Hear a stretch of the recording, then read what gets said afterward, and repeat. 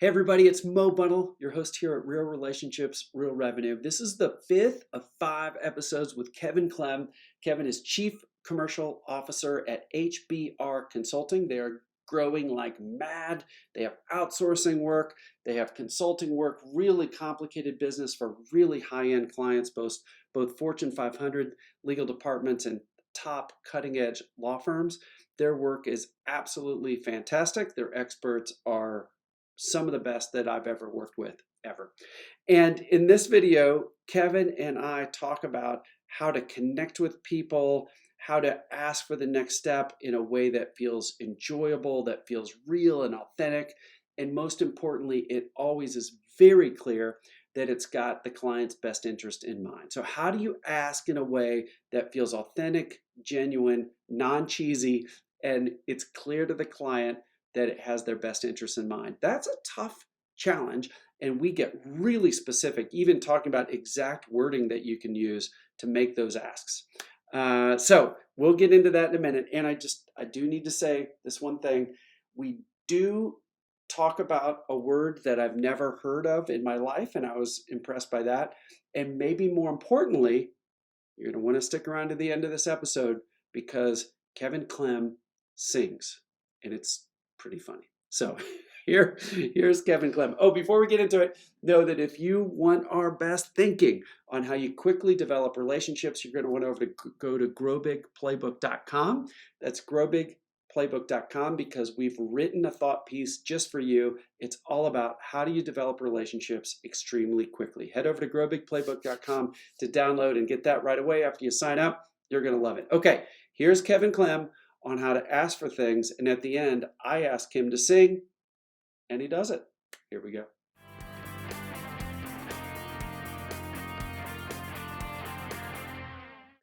Hey everybody, Mo Bunnell, your host here at Real Relationships, Real Revenue. I'm smiling from ear to ear because I've got Kevin Clem here with me. He's Chief Commercial Officer at HBR Consulting. They do all kinds of good stuff for legal departments and for law firms around back office administration and consulting and all kinds of things. You already know that.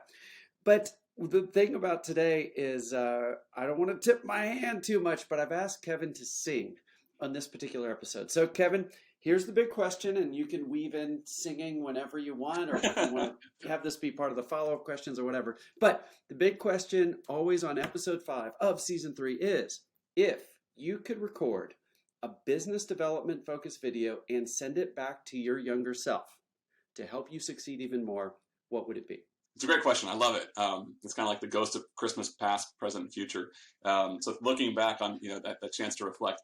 I mean, one of the things I've learned in moving more into a formal business development role is that I would tell my younger self is people want to connect, and it's okay at times to make the big ask. I have this expression in my that I tell members of my team, like sometimes the big ask is okay, and it might feel a little bit awkward, but once you've built up the trust and credibility. So going back a little bit to the last episode, I mean, I waited 5 years and frankly didn't even make a big ask of what ended up being a 7-year relationship to turn someone into a client. So I would go back in this case, 5 years ago and say, it's okay to go back and make an ask. Hey, is there something that we could work on together? I'd love to have a chance. We've had a great relationship. I really enjoy working with you. Could this be the year that we work on something fun together? In fact, that's the language I recently used in a series of Happy New Year emails for 2022. There's some clients that I hadn't worked with in a couple of years, and it's been a while. And I just said, hey, hope you're doing well. Hope your family's doing well. It's been a while. I had so much fun on that project. I'd love this to be the year that we could work together again. Is there something we could explore? And so going back to the video to my younger self, it's okay to make an ask. And my dad had a slogan as we were growing up. My parents were both teachers. We didn't have a lot of money, but he'd say, we make the big ask because the worst thing that somebody can say is no, and they might say yes. And if they say no, you're no worse off than you were before. So just to have a little bit more of that bold business development, be willing to make a big ask. It doesn't have to be even that big, but you're not, if you've built the trust, if you've built a relationship, it's okay to say, hey, do you have any projects where we could help you? We'd love to do that. I mean, it's not, I have this specific thing I want to sell you, but Right. to make the ask, and that's something I'm more comfortable in my old age, is just be able to, again, once you form that partnership and that relationship, just to make the ask. I was always very awkward. I felt awkward about, asking anybody to do something that would make them uncomfortable. But in many cases, our clients are just looking for someone to help come solve their problem. Yep. Yep. And if I say to somebody, hey, Mo, is there anything that you're struggling with that maybe I could help with? Like, tell me what you're going through. That's an ask. I'm asking you, but I'm just opening up for you to say, hey, Kevin, this is what we're facing at Grow Big right now. Do you know anybody who could help? Yep. Do you know anybody in your network who could be an additional facilitator? So all of a sudden I asked, is there anything going on with you? It's a big ask. And then when you say, yeah, we're looking for this, to come back and say, well, can we help you with that? I'd love that opportunity. I think it would be fun. And for me, again, I keep using the term fun because life's too short to not have fun at work, right? It's you shouldn't have my work life and my home life, and those are never the twain shall meet. At least that's my style. Is I want to have fun at home with my kids, with my wife. I want to have fun, with my friends. I want to have fun with my clients and colleagues and fellow podcasters. So if there's a chance to say, I'd love to have some fun with you, for me at least, I would tell my younger self, just make the big ask. It's okay. You might say no, but a lot of times they'll say yes, and then you have a chance to work with somebody fun even sooner than you otherwise would.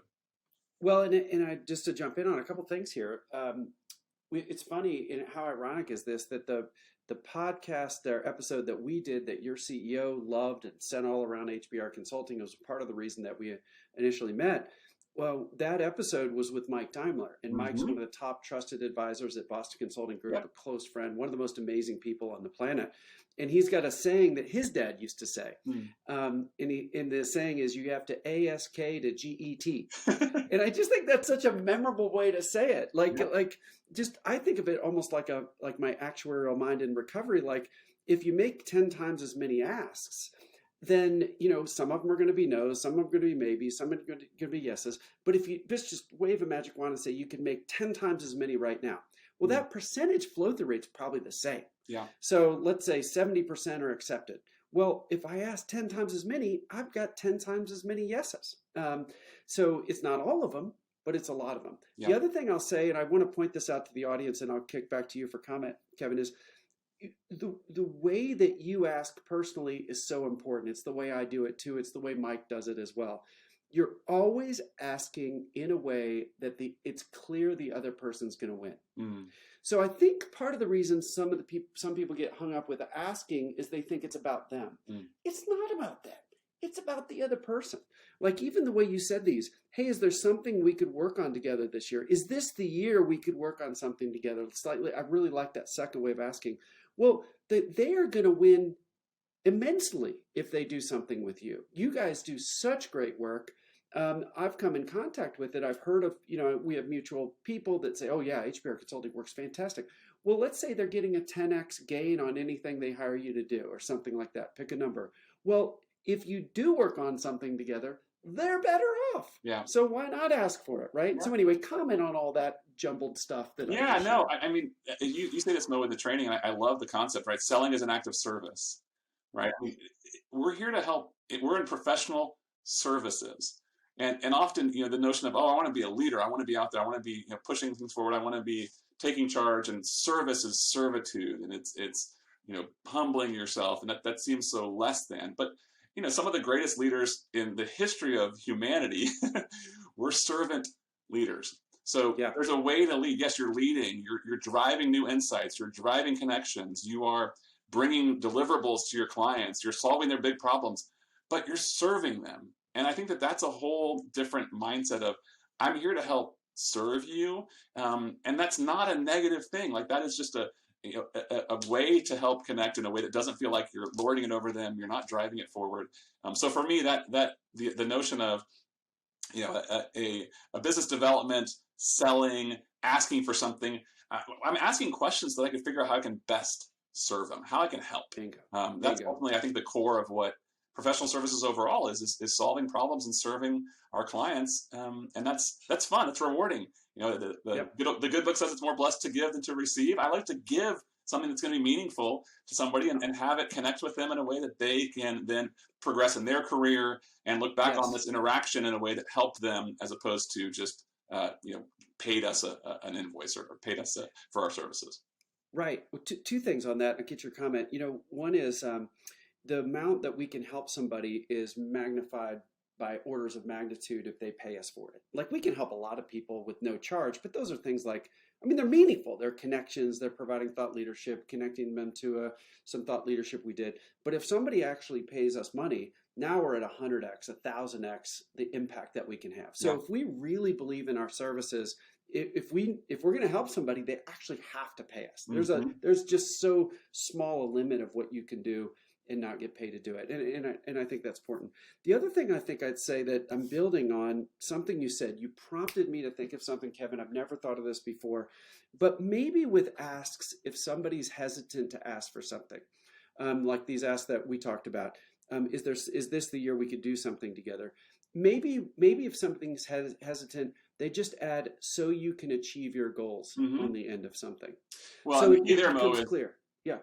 Understanding what their goal is, right? Because yes, to say it specifically. Yes. Yeah. Yes. I know you guys are trying to tackle this. Is this year that we can help you can achieve that thing and I know what it is you're trying to achieve, right? So getting that, yes. Because I do get, I'm on the receiving side of a lot of emails where people are saying, hey, I want to get time with you. They see my role on the website and they're like, oh, this guy's going to help with marketing, software or something of that nature. Business development training, stuff like that. Exactly. These snake oil salesmen trying to sell business development and books about snowballs. I mean, who wants to listen to that stuff? But often how's that going to work in warm weather? You're in San Diego. Like, there's no chance. Well, maybe that's the song to sing.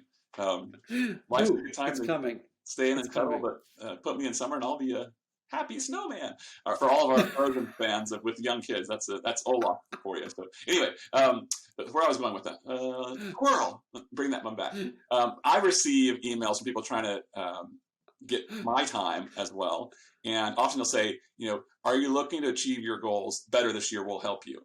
I'm like, well, do you know what my goals are? So I love I love the codicil. There's my big Scrabble word for the day. It's a big 5-syllable word, or I guess it's just 3 syllables, but it's a big important word. Codicil, look it up. It's really cool. That's my add to your comment about. I don't even know how do you help achieve your goals. CODICIL. There you go. CODICIL. What's it mean? I don't even know. It's like a little tack, something you add on to the end. It's like an additional note at the end. So when I was saying, is this the year to work with you to achieve your goals? So my codicil would be specifically deciding what that goal is. So it doesn't sound quite as lofty of I'm going to help you achieve your goals. Well, you don't even know what my goals are. So do that research to find out what they're trying to achieve, and then make the ask. Right? Is this year we can work together? I love it.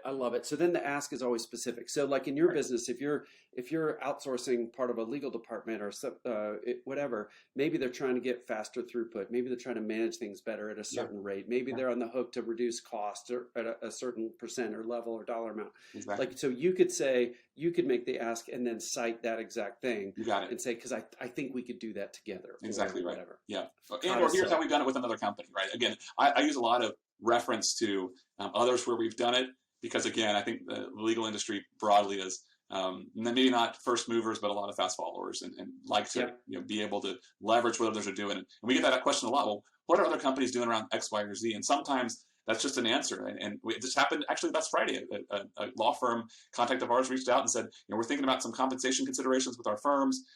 Who do you know that might be? What are other people doing? And so for me, it was, I can get you in touch with this person, this person, this person, and this one. Which one do you want? And so take these two. So again, being able to talk about what others are doing in the context of helping to solve that problem, I think is often what's really helpful, right? So it's your goals, but also connecting with others who can help answer that same question. All right. So I've got an ask. All right. Kevin, would you be willing to sing for our audience so that this show will be the most memorable of any show ever in Real Relationships, Real Revenue, and gazillions of people will watch it, and then they'll want to connect with you on LinkedIn and do business with you because you are such a great singer.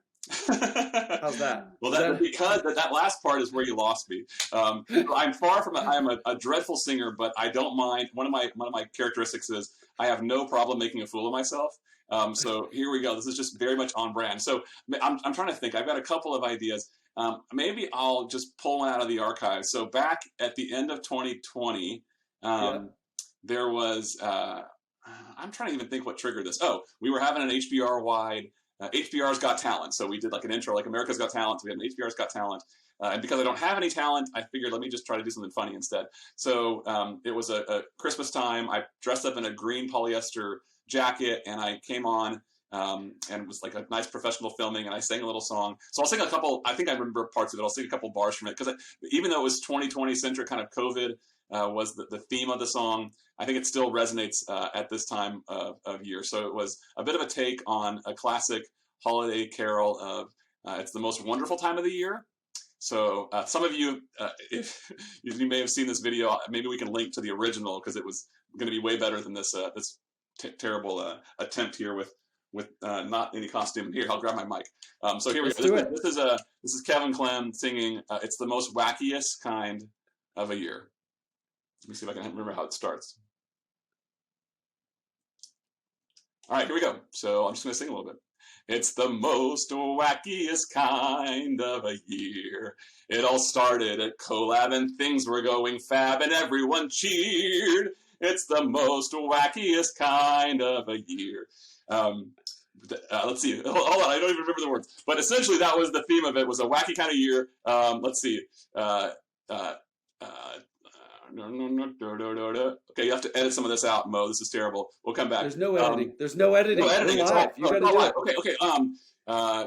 There was something about toilet paper was hoarded and windows were boarded. Murder hornets came near. It's the most wackiest kind of a year. So there we go. A wacky year, a wacky podcast.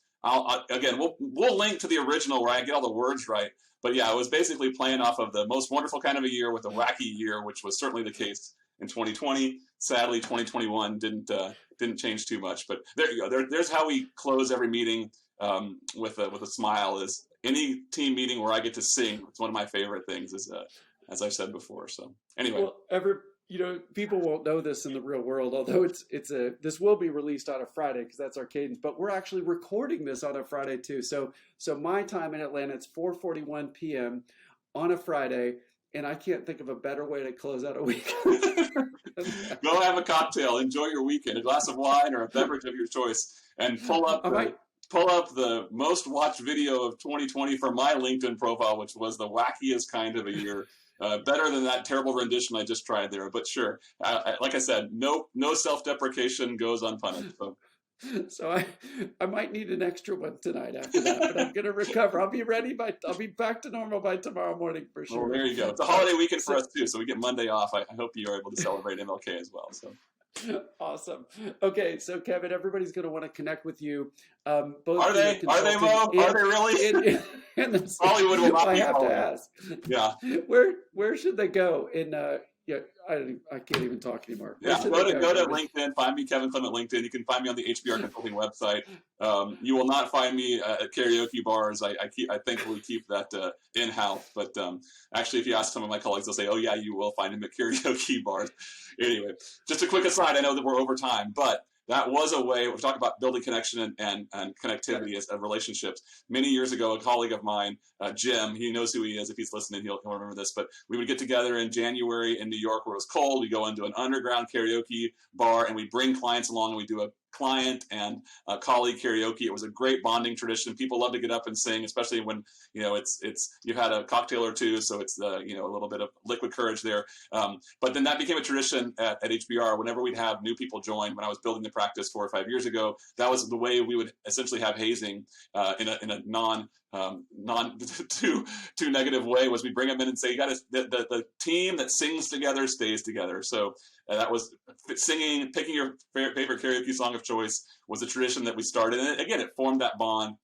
We bring clients along as well. And so, yeah, a little bit of a karaoke tradition. In fact, that mic that I was holding was a gift from a colleague that came in a special box. The golden mic was a gift from a colleague that said, well, now you have a mic on hand at all times. So shout out to my colleague Lauren, who passed that along to me a couple of years ago. So there you go. I love it. Yeah, it's a great story. LinkedIn and hbrconsulting.com to answer your question in one sentence.